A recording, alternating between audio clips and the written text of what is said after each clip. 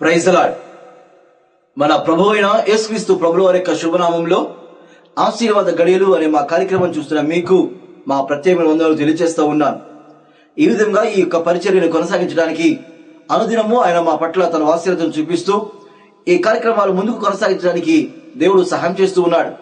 ఎన్ని ఆర్థికపరమైన ఇబ్బందులు ఉన్నప్పటికీ ఈ కార్యక్రమాన్ని ప్రసారం చేయడంలో దేవుడు మా పట్ల చూపిస్తున్న ప్రతి విధమైనటువంటి ప్రేమను బట్టి మరియు ఆయన యొక్క కృపను బట్టి నేను దేవుని నామాన్ని గర్పరుస్తూ ఉన్నాను. దేవుని నామానికి మహిమ కలుగును గాక.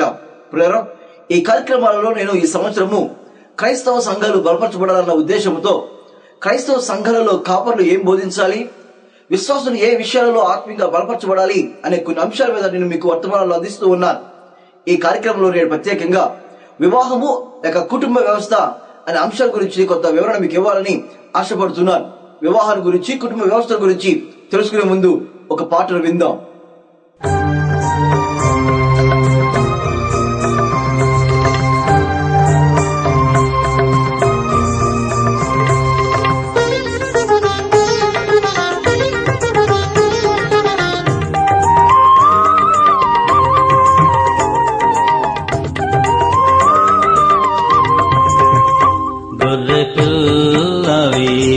వివాహోత్సవ సమయము వచ్చెను రండి, గొర్రె పిల్ల వివాహోత్సవ సమయము వచ్చెను రండి.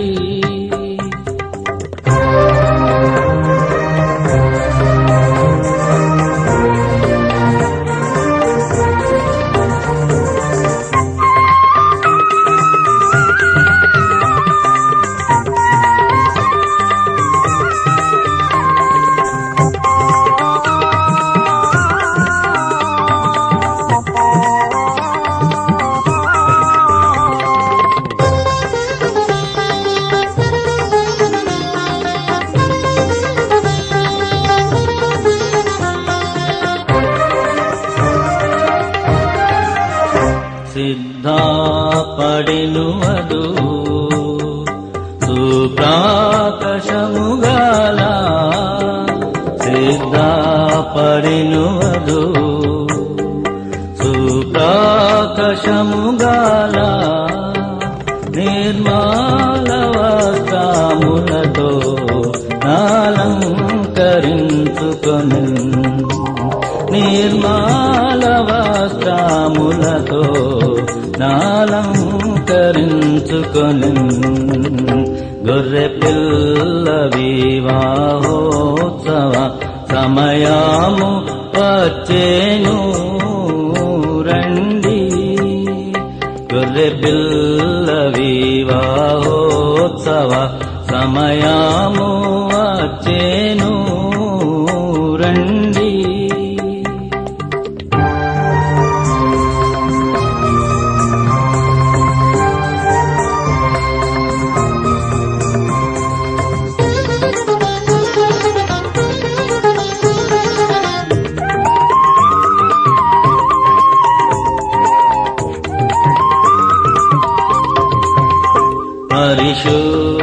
పరిశుద్ధులానీతి క్రియలే అవస్త్రములు, పరిశుద్ధులానీతి క్రియలే అవస్త్రములు, గొర్రె పిల్ల రక్తములో శుద్ధి నొందినవారు, గొర్రె పిల్ల రక్తములో శుద్ధి నొందినవారు, గొర్రె పిల్ల వివాహోత్సవ సమయము వచ్చెను రండి, గొర్రె పిల్ల వివాహోత్సవ సమయము వచ్చెను రండి.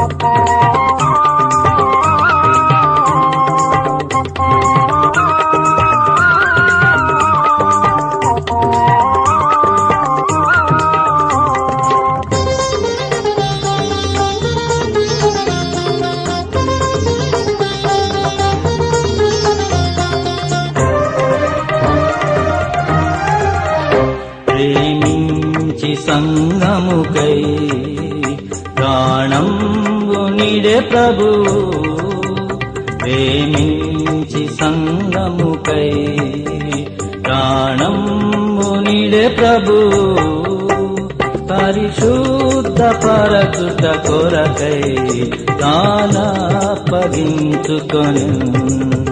పరిశుద్ధ పరచుట కొరకై తానప్పగించుకొని గొర్రె పిల్ల వివాహోత్సవ సమయము వచ్చెను రండి గొర్రె పిల్ల వివాహోత్సవ సమయము వచ్చెను రండి. పాటను విన్నారు కదూ. ఇక వర్తమానంలోకి వెళదాం. వర్తమానంలోకి వెళ్లే ముందు ప్రభు యొక్క సహాయాన్ని కోరదాం. అందరూ కట్లు పూసుకుందాం. ప్రేమగల మా తండ్రి, నీకు స్తోత్రం నైనా. మీ ప్రియబిడ్డలు నీ మాటలు వినడానికి ఎంతో ఆసక్తి ఎదురు చూస్తున్నారు. మాకు కావలసిన మాటలు మీరు మాకు అనుగ్రహించండి. నీకు స్తోత్రాలు. ఏ మాటలైతే మా ఆత్మీయ జీవితాన్ని బలపరుస్తాయో, ఏ మాటలైతే మా ఆత్మీయ కుటుంబ జీవితాన్ని చక్కబెడతాయో అటువంటి మాటలు మాకు వినిపించండి ప్రభువా. నీ సిలువ చాటున మరుగుపరచండి. మీ ప్రియబిడ్డలకు కావలసిన మాటలను మీరే నేరుగా వారితో మాట్లాడమని, ఈ సమయాన్ని మా కొరకు దీవెనకరంగాను ఆశీర్వాదకరంగా ఉంచమని యేసు నామములో అడుగుచున్నాను తండ్రి, ఆమేన్. ప్రియమైన దేవుని బిడ్డలారా, వివాహము లేక కుటుంబము అనే అంశం గురించి నేను మీతో మాట్లాడటానికి ఇష్టపడుతున్నాను. వివాహము అనే వ్యవస్థను ఏర్పాటు చేసింది మొట్టమొదటిగా దేవుడై ఉన్నాడు. దేవుడి చేతనే స్వయంగా ఈ వివాహం అనే వ్యవస్థ లేక కుటుంబం అనే వ్యవస్థ కట్టబడింది. ఈ వివాహ వ్యవస్థను కట్టే ముందు దేవుడు ఏ ఉద్దేశాలు కలిగి కట్టాడో మనం తెలుసుకోవాలని ఆశపడుతున్నాను. ఈ లోకంలో మనము మన సొంత గుడారాల్లో కట్టుకునేటప్పుడు, మన గృహాలు నిర్మించుకునేటప్పుడు బెడ్రూమ్ ఎక్కడ ఉండాలి, కిచెన్ ఎక్కడ ఉండాలి, లేకపోతే హాల్ ఎక్కడ ఉండాలి అని ఒక చక్కటి ఆలోచన కలిగి మనకిష్టమైన రీతిలో, మనకు సంతోషాన్ని కలుగు చేసే రీతిలో ఉండే విధముగా మన గృహాలను మనం కట్టుకుంటూ ఉన్నాం, నిర్మించుకుంటూ ఉన్నాం. అదేవిధంగా ఒక కంపెనీ వారు తాను ఏదైనా ఒక వస్తువును తయారు చేసే ముందు ఈ వస్తువు ఏ విధంగా పని చేయాలి, ఏ విధంగా పని చేస్తుంది, దీని ఉపయోగం ఏమిటి, దీని ద్వారా వచ్చే ప్రమాదం ఏమిటి, దీని ద్వారా వచ్చే నష్టం ఏమిటి, లాభాలు ఏమిటో అన్ని చర్చించుకుని దాన్ని ఒక మాన్యువల్ గా తయారు చేసి ఆ యొక్క పరికరాన్ని, ఆ యొక్క వస్తువుని మార్కెట్ లోకి విడిచిపెడతారు. నా ప్రియమైన సహోదరులారా, ఈ లోకంలో మనకి చిన్న చిన్న వస్తువుల విషయంలోనే ఇన్ని ఆలోచన మనం కలిగి ఉంటే, కొద్ది కాలం ఉండేటువంటి విషయాల మీదే మనకి ఇంత అవగాహన మనం కలిగి ఉండి ఈ పనులు మనం చేస్తున్నప్పుడు, ప్రారంభంలో దేవుడు కూడా కుటుంబం అనే వ్యవస్థను కడుతున్నప్పుడు దేవుడు కూడా కొన్ని ఉద్దేశాలు కలిగి, కొన్ని ఆలోచనలు కలిగి, కుటుంబంలో ఉండవలసిన భార్య ఏ విధంగా ఉండాలి, భర్త ఎలా ఉండాలి అన్న కొన్ని ఆలోచనలు, కొన్ని యొక్క హెచ్చరికలతో కూడినటువంటి ఒక వ్యవస్థను ఆయన కట్టుకుంటూ వచ్చాడు.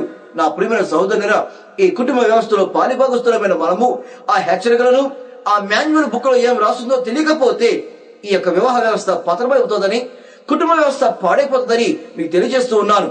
వివాహ వ్యవస్థకు ఏది మాన్యువల్, ఈ కుటుంబ వ్యవస్థకు ఏది మాన్యువల్ బుక్ అని మీరు అడిగితే గనుక, ఈ లోకంలో ఏదైనా ఒక పుస్తకము కుటుంబాల గురించి కానీ ఈ యొక్క వివాహ వ్యవస్థ గురించి మాట్లాడింది అని నన్ను అడిగితే గనుక కేవలం బైబిల్ గ్రంథం మాత్రమే. బైబిల్ గ్రంథం మాత్రమే కుటుంబ వ్యవస్థను కానీ వివాహ వ్యవస్థను కానీ చాలా చక్కని రీతిలో, శ్రేష్టమైన రీతిలో విలువనిచ్చే విధంగా మాట్లాడుతూ వచ్చింది. కాబట్టి కుటుంబ వ్యవస్థకు మాన్యువల్ బుక్ లాంటి బైబిల్ గ్రంథాన్ని కుటుంబం ఏం చెబుతుందో మనం అడగగలిగితే కనుక బైబిల్ గ్రంథం చాలా స్పష్టంగా వివాహ వ్యవస్థల గురించి కానీ కుటుంబ వ్యవస్థల గురించి చక్కగా తెలియజేస్తుంది. కాబట్టి ఆ మాటలు బైబిల్ గ్రంథం నుంచి మనం తెలుసుకుని నేర్చుకోవాలి అని నేను మీకు మనవి చేస్తున్నాను. వివాహం కాని వారు ఈ మాటలు వింటూ, వివాహమైన వారు కూడా ఏ విధంగా ఉండాలో ఈ మాటలు వినమని ప్రభు సంఘం మీకు మనవి చేస్తున్నాను. మంచిది, దేవుడు వివాహ వ్యవస్థను ఏర్పాటు చేశాడు. ఒంటరి అయిన ఆదాము చూసి నరుడు ఒంటరిగా ఉండడం మంచిది కాదు అన్నాడు.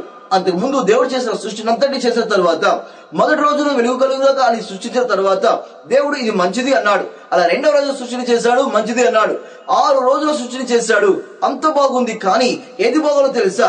ఆదాము ఒంటరిగా ఉన్న విషయాన్ని చూసిన దేవుడు మొట్టమొదటిసారిగా బైబిల్ గ్రంథంలో నరుడు ఒంటరిగా ఉండడం మంచిది కాదు అన్నాడు. దేవుడి దృష్టిలో మంచిది కాని వాటిలో మొట్టమొదటిది ఏదో తెలుసా? నరుడు ఒంటరిగా ఉండటం. కాబట్టి ఈ మంచిది కాని దానిని మంచిదిగా చేయాలనుకున్నాడు. అందుకని వెంటనే ఏం చేశాడో తెలుసా? ఆదాములకు సాటి అయిన సకారముగా అవను తయారు చేస్తూ వచ్చాడు. నా ప్రియమైన సహోదరులారా, అవ్వ ఎవరు అనగా ఆదాములకు మాత్రమే సాటి అయిన సహకారము అని గమనించమని మనం చేస్తున్నాం. వాక్యంలోకి వెళ్ళి ఇంకొక మాట నాకు చెప్పనివ్వండి. ఏంటో తెలుసా?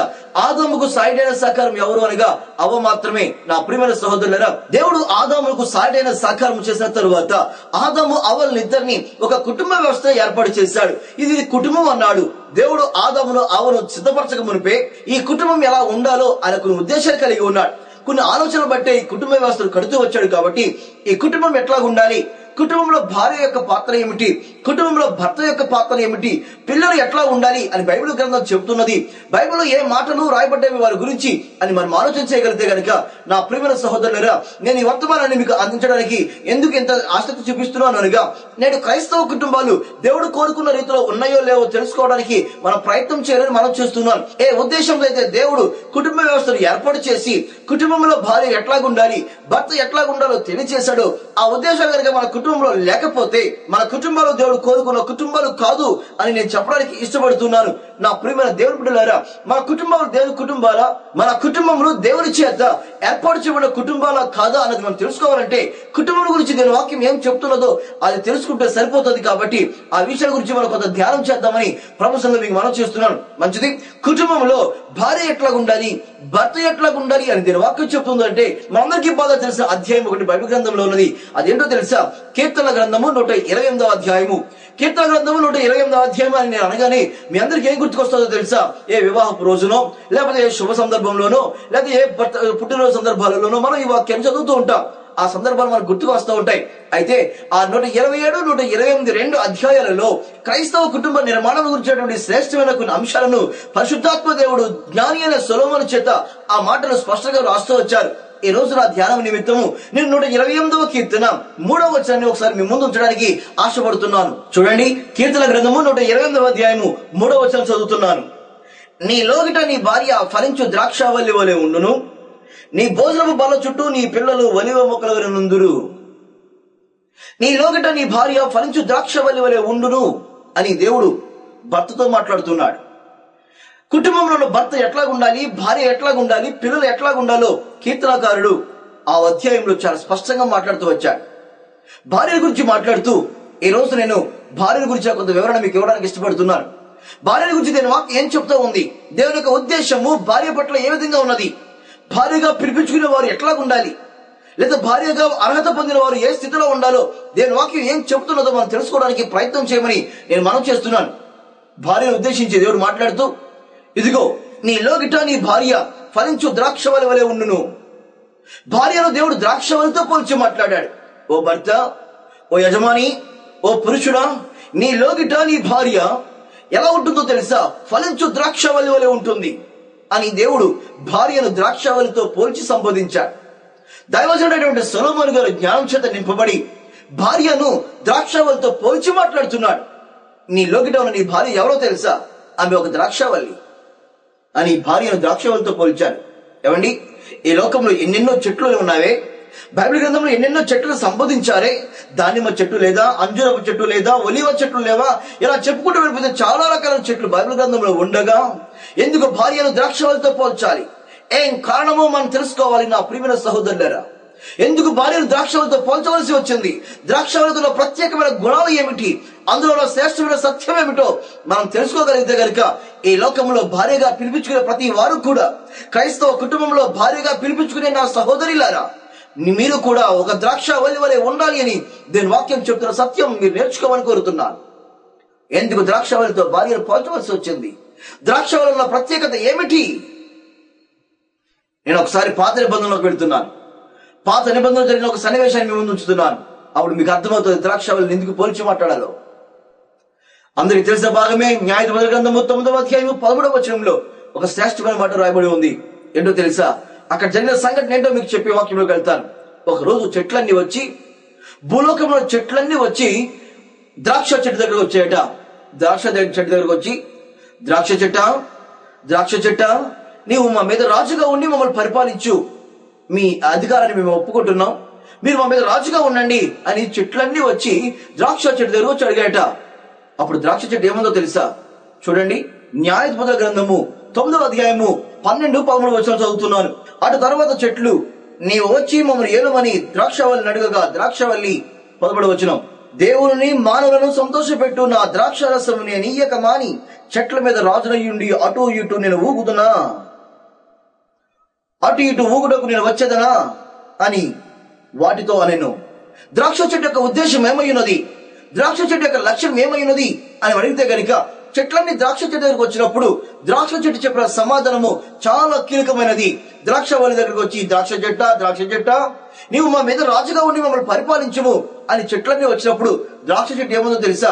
అయ్యో, నేను మనుషులను దేవుణ్ణి సంతోషపరిచే తైలమునియకమ్మా అని మీ మీద రాజుగా ఉండి నేను అటు ఇటు ఊగదనా, అటు ఇటు ఊగుతానా అని తన చెట్టుతో అంటున్నప్పుడు దాని ఉద్దేశం ఏంటో తెలుసా? ద్రాక్ష చెట్టు ఉన్నటువంటి శ్రేష్టమైన లక్షణం, ద్రాక్ష చెట్టు కూడా శ్రేష్టమైన గుణం ఏంటో తెలుసా? ద్రాక్ష చెట్టు మానవులను దేవుణ్ణి సంతోషపరిచే గుణము కలిగి ఉన్నది అని ద్రాక్ష చెట్టు గురించి వ్రాయబడుతూ వచ్చింది. ఇక్కడ మాత్రమే కాకుండా కీర్తన గ్రంథము 104వ అధ్యాయము 15వ వచనంలో కూడా ఒక మాట వ్రాయబడి ఉంది. దయచేసి చూడండి, కీర్తన గ్రంథము 104వ అధ్యాయము 15వ వచనంలో ఒక మాట నేను చదువుతున్నాను.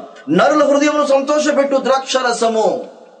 ద్రాక్ష చెట్టు గాని ద్రాక్ష రసము గాని నరులను లేక మానవులను సంతోషపరిచే గుణము కలిగి ఉన్నదని దీని వాక్య గ్రంథమైన బైబిల్ చెబుతూ ఉన్నది.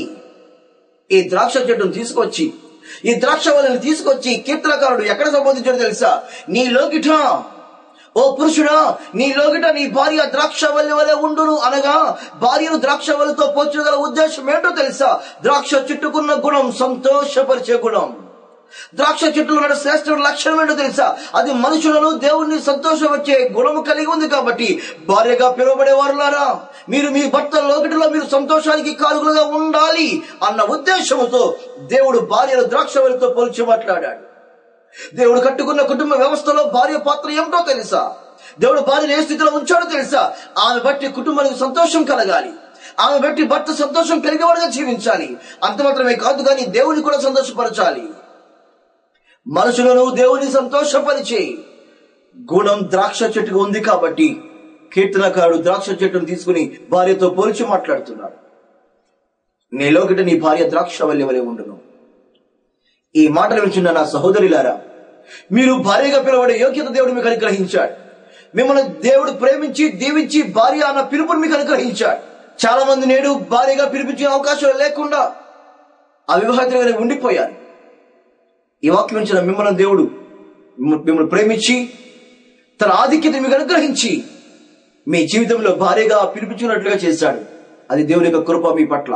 భార్యగా పిలువబడుతున్న మీరు, మీ గురించి దేవుని వాక్యం ఏ ఉద్దేశం కలిగి ఉన్నదో, ఏ ఉద్దేశంతో దేవుడు మీకు భార్య అనే బిరుదులు ఇచ్చాడో మీరు తెలుసుకోవాలి. భార్యగా అని పిలిపించే ఆ ఉద్దేశం వెనుకాల దేవుని యొక్క ఆలోచన ఏమైందో మీరు తెలుసుకోవాలి. అది తెలుసుకోకపోతే మీరు పిలిపించుకున్న పిలుపుకు అర్థం లేని వారిగా ఉన్నట్టు లెక్క. నేను ఒక పెన్ మీకు చూపించాలనుకోండి, ఒక పెన్. ఆ పెన్ అనగా మనకి ఏం గుర్తొస్తో తెలుసా? రాస్తున్నట్టు గుర్తొస్తుంది. ఒకవేళ రాయకపోతే ఆ పెన్నుకి విలువ ఉండదు. పెన్నగానే పిలుస్తారు కానీ విలువ లేని పెన్నగా చూస్తారు. నా ప్రియమైన సహోదరులారా, దేవుడు మిమ్మల్ని భార్యగా ప్రేమించి భార్య అన్న మాట మీకు అనుగ్రహించాడు దేవుడు. అది దేవుని యొక్క కృపాదానం అనుకోండి. మీ జీవితంలో దేవుడు మిమ్మల్ని ప్రేమించి మీకు ఒక భర్తను అనుగ్రహించి ఒక భార్య అనే స్థానంలో మిమ్మల్ని ఉంచి దేవుడు మిమ్మల్ని దీవించాడు, ఆశీర్వదించాడు మీ యొక్క జీవితంలో. అయితే దానికన్నా శ్రేష్టమైనది ఏంటో తెలుసా? భార్యగా పిలిపించుకోవడం కన్నా శ్రేష్టమైనది భార్యకు ఉండవలసిన లక్షణం మీలో ఉండడమే కావాలి. అది లేకపోతే మీ పిలుపు సార్థకత లేదు. ఆ లక్షణం మీలో లేకపోతే ఆ భార్య అన్న పిలుపుకు సార్థకత మీలో లేదన్న విషయాన్ని గమనించండి. మిమ్మల్ని దేవుడు ద్రాక్ష చెట్టుతో ఎందుకు పోల్చాడో తెలుసా? మీ బట్టి కుటుంబంలో సంతోషం ఉండాలి, మీ బట్టి దేవుని నామం సంతోషపరచబడాలి, మీ బట్టి నీ భర్త సంతోషంగా ఉండాలి. అందుకనే నిన్ను దేవుడు ద్రాక్ష చెట్టుతో పోల్చాడు. దీని వాక్యం కూడా ఒక మాట రాయబడి ఉంది, భార్య దొరికిన వారికి మేలు దొరికెను. మీరు మేలుకు కారణంగా ఉండాలి, సంతోషానికి కారకులుగా మీరు ఉండాలి, ఆనందానికి కారకులుగా మీరు ఉండాలి. ఆ స్థాయిలో దేవుడు మిమ్మల్ని భార్యగా ప్రేమించి దీవించాడు. ఈ రోజున దురదృష్టమైన సంఘటనలు ఏంటో తెలుసా? ఎప్పుడైతే వివాహం అయిందో వివాహ జీవితం కొంతమందికి ఆశీర్వాదకరంగా మారింది, కానీ కొంతమందికి శాపంకరంగా మారిపోయింది. వివాహం అయిన తర్వాత జీవితాలు నాశనం చేసుకున్న కుటుంబాలు చాలా కలవు. వివాహం అయిన తర్వాత ఆత్మీయంగా పతనమైపోయారు చాలా మంది. వివాహం అయిన తర్వాత మన ఆత్మీయ జీవితం బలపరచబడాలి, ఆత్మీయంగా దేవుడు దగ్గర కావాలి. కానీ నేడు దురదృష్టకరమైన విషయం ఏంటో తెలుసా? వివాహమైన తర్వాత దేవుడికి దూరం అయిపోయిన వాళ్ళ కుటుంబాలు చాలా ఉన్నవి. నేడు భార్యగా పిలువబడే వాళ్ళారా, దేవుడు మిమ్మల్ని భార్యగా ఎందుకు చేశాడో తెలుసా? ద్రాక్ష చెట్టుగా ఉండమని. భార్యగా పిలిపించిన నాటి నుండి మీ జీవితం సంతోషానికి కారకులుగా మీరు ఉండాలి. మీరు ఎక్కడ ఉంటే అక్కడ సంతోషం ఉండాలి. అత్తింటి వారి ఇంటికి వెళ్ళినా నీవు సంతోషానికి కారకురాలు కావాలి నా సహోదరి. పుట్టింటి వారి దగ్గర ఉన్నా నువ్వు సంతోషానికి కారకురాలుగా నీవు ఉండాలి. దేవుని సంఘంలో ఉన్నా నీవు దేవుని సంతోషపెట్టేదానిగా నీవు ఉండాలి. నీ బట్టి దేవుని నామం సంతోషపరచబడాలి. దైవజనుడి కుటుంబం సంతోషపరచబడాలి. సంఘాలు పాడవకూడదు. ఈ రోజున సంఘాలు పాడైపోవడానికి గల కారణం ఎవరో తెలుసా? స్త్రీలే ఎక్కువగా ఉండడం దురదృష్టకరం. ఓ స్త్రీలారా, భార్యగా పిలిపించబడే వారులారా, ప్రభు సంఘంలో ఒక మాట అడుగుతున్నాను మిమ్మల్ని. మీ బట్టి సంఘం దుఃఖిస్తున్నదా? మీ బట్టి మీ సంఘంలో సంతోషం లేకుండా ఉన్నదా? భార్యగా పిలవబడే వారులారా, మీ బట్టి మీ కుటుంబంలో వేదన కలుగుతున్నదా? మీ బట్టి నీ భర్తకు మనశ్శాంతి లేకుండా పోయిందా? నీ బట్టి నీ భర్త అలర పాలైపోతున్నాడా? నీ బట్టి నీ కుటుంబంలో సంతోషం లేక కాకావికలం అయిపోయి జీవితంలో వ్యర్థంగా బ్రతుకుతున్నారా? మీరు ప్రభు సన్నిధిలో పరిశీలించుకోరండి. నిన్ను భార్యగా దేవుడు పిలిపించడం గల ఉద్దేశం ఏంటో తెలుసా?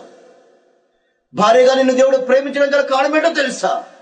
భార్యగా దేవుడు నిన్ను అభిషేకించడం గల కారణం ఏంటో తెలుసా? నీవు సంతోషానికి కారకురాలుగా నీవు ఉండాలి. అందుకనే నిన్ను ద్రాక్షవల్లితో పోల్చి మాట్లాడింది బైబిల్. నీ బట్టి కుటుంబంలో సంతోషం ఉండాలని దేవుడు నీ కుటుంబంలో ఒక అగ్రస్థానంలో ఉంచాడు. నిన్ను దేవుడు శ్రేష్టమైన స్థానంలో ఉంచాడు. నీ దేవుడు నీ బట్టి సంతోషం దూరం కాకూడదు. నీవు అడుగు పెట్టే ప్రతి చోట సంతోషం నీకంటే ముందు వెళ్ళాలి. ఆనందకరమైన పరిస్థితులు నీకంటే ముందు ఉండాలి. ఈ రోజున ఆడవాళ్ళ గురించి ఆలోచన చేస్తుంటే, స్త్రీల గురించి, భార్యగా పిలవబడే వారి గురించి ఆలోచన చేస్తుంటే, వారి బట్టి కుటుంబాల మధ్యలో చిచ్చురేగి సంతోషం దూరంగా పారిపోయిన రోజులు వచ్చేశాయి. వారి బట్టి కుటుంబంలో చిచ్చురేగి సంతోషం దూరంగా పారిపోతూ ఉన్నది. ఎంత దురదృష్టకరమైన సన్నివేశం ఇది మీరు గమనించండి నా ప్రియమైన సహోదరులారా. దేవుడు ఏ ఉద్దేశంతో కుటుంబాన్ని కట్టాడో ఆ ఉద్దేశాలు మన కుటుంబంలో నెరవేర్చబడాలి. కుటుంబంలో ఉన్నావో భార్య, దేవుడు నీకు ఏ బాధ్యత అప్పగించాడో తెలుసుకోవాలి.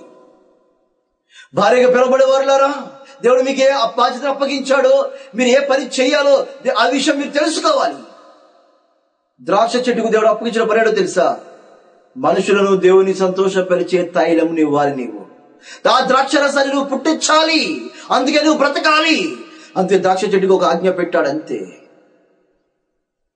అదే ఆజ్ఞ మీకు పెడుతున్నాడు నా సహోదరిలారా.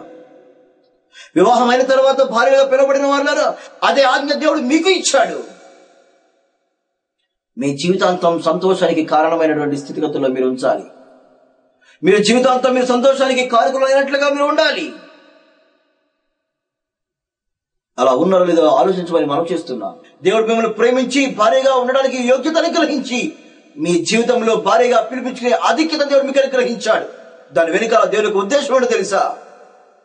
నీవు సంతోషానికి కారకురాలుగా ఉండాలి అని, నీ బట్టి నీ కుటుంబం సంతోషంగా ఉండాలి అని, నీ బట్టి నీ సంఘం సంతోషంగా ఉండాలి అని, నీ బట్టి నీ భర్త సంతోషంగా ఉండాలని దేవుడు నిన్ను భార్యగా ప్రేమించి అభిషేకించి భార్యగా ఏర్పాటు చేసుకున్నాడు ఒక భర్తకు. ఆ ఉద్దేశాన్ని మర్చిపోయారా? దేవుడి కుటుంబం అనే గుడారాన్ని కట్టినప్పుడు, భార్య అనే పాత్ర వచ్చినప్పుడు, భార్య వెనుకల ఉన్న ఉద్దేశం ఏంటో బైబిల్ గ్రంథంలో రాయించినప్పుడు అది చదివిన మీరు ఆ విధంగా లేకపోతే దేవుని యొక్క ఉద్దేశం మీ కుటుంబంలో నెరవేరలేదు. దేవుడు కట్టుకున్న కుటుంబం మీది కాదు అని మీరు గమనించడం మనం చేస్తున్నాం. బైబిల్ గ్రంథంలో భార్యగా పిలిపించుకున్న వాళ్ళు చాలా మంది ఉన్నారు. వాళ్ళందరూ తమ కుటుంబాలను దేవుని సంతోషపరిచిన సాక్ష్యం కలిగిన వారై ఉన్నారు. ఈ సాక్ష్యం నీకు ఉండాలి. ఓ స్త్రీలారా, ఓ భార్యలారా, మీరు కొనియాడబడే స్త్రీలుగా మీరు ఉండాలి. మీరు సంతోషానికి కారకురాలుగా ఉండాలని మనం చేస్తున్నాను మీకు. ఇంతకాలం మీ బట్టి మీ కుటుంబాలు దుఃఖంగా ఉన్నాయేమో. వివాహ వ్యవస్థలో మీరు మీ అత్తగారికి వెళ్ళిన తర్వాత నీ అత్తగారి కుటుంబం దుఃఖప్రాయంగా మారిందా? లేక నీ సంఘం దుఃఖప్రాయంగా నువ్వు మార్చావా? నీ భర్తకు సంతోషం లేనిగా చేస్తున్నావా? ఇకనైనా జీవితాన్ని మార్చుకుని దేవుడు నీ పట్ల ఏ ఉద్దేశాన్ని కలిగి ఉన్నాడో ఆ ఉద్దేశాన్ని నీలో నెరవేర్చమని కోరుతున్నా. నీవు సంతోషానికి కారకురాలుగా నీవు ఉండాలి. నీవు ఫలించు ద్రాక్షవల్లి వలె ఉండాలి. సంతోషంలో నువ్వు ఫలించాలి. రోజు రోజుకి సంతోషం ఫలించాలి. రోజు రోజుకి ఫలభరితంగా ఉండాలి. నీవు శారీరకంగా నువ్వు ఫలభరితంగా ఉంటూ బిడ్డలు ఎట్లా కంటున్నావో, బిడ్డలకు ఎలా జన్మనిస్తున్నావో, శారీరకమైన ఫలభరితంతో పాటు శారీరకమైన ఫలములతో పాటు సంతోషంలో కూడా ఫలాలు నువ్వు పుట్టించగలగాలి. అందుకు నువ్వు ఫలించు ద్రాక్షవల్లి అని నేను అంటూ వచ్చాడు. నీవు కూడా నీ కుటుంబంలో సంతోషం ఫలించినట్లుగా నీవు జీవించమని కోరుతున్నాను. సంఘంలో కూడా నీవు ఫలించు ద్రాక్షవల్లి వలె ఉండాలి. అందుకే దేవుడు నిన్ను ద్రాక్షవల్లితో పోల్చాడు. ఈ ఉద్దేశం నీ జీవితంలో నెరవేర్చమని, దానికోసం ప్రయాసపడమని, సంతోషం ఏ విధంగా పుట్టించగలవో దానికోసం ఆతృత పడమని నేను మనం చేస్తున్నాను. అతి కృప దేవుడు మీకు అనుగ్రహించును గాక. ఆమేన్.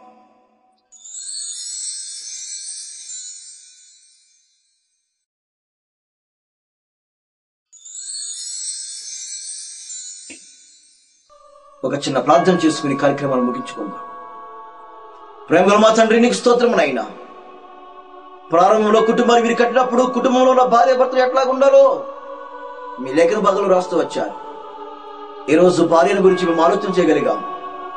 భార్యను ద్రాక్షవల్లితో పోల్చి మాట్లాడిన ఆ సన్నివేశాన్ని, ఆ దాగి ఉన్న సత్యాన్ని మేము తెలుసుకున్నాము నాయన.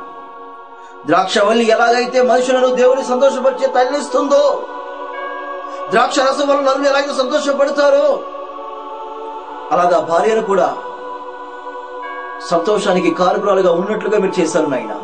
మీకు స్తోత్రాలు.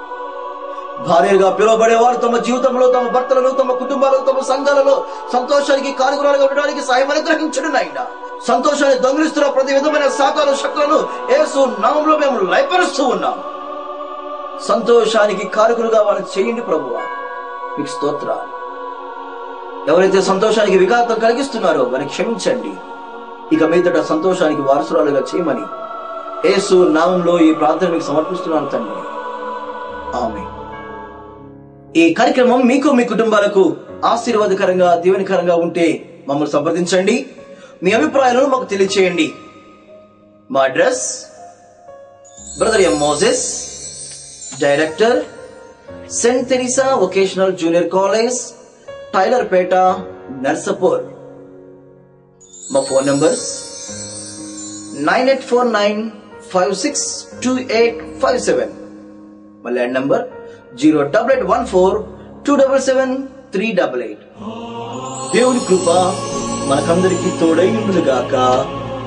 ఆమేన్.